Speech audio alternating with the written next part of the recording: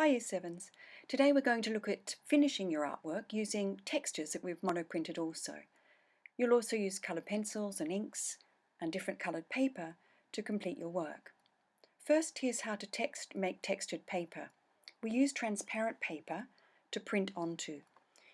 You can roll some ink onto any texture from your printmaking plate. Here we've used bubble wrap.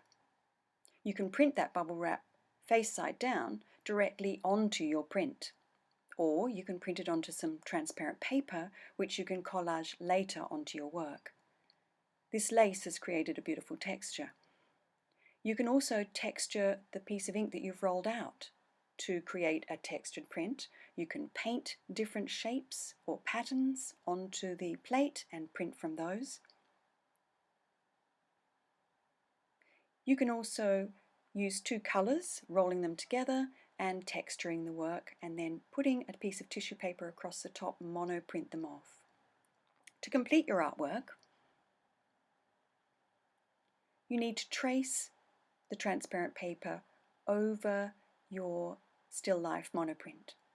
Cut out the pieces using glue, carefully glue them on with no creases, and then you can use other coloured paper, coloured pencil, to add shading, to add different textures.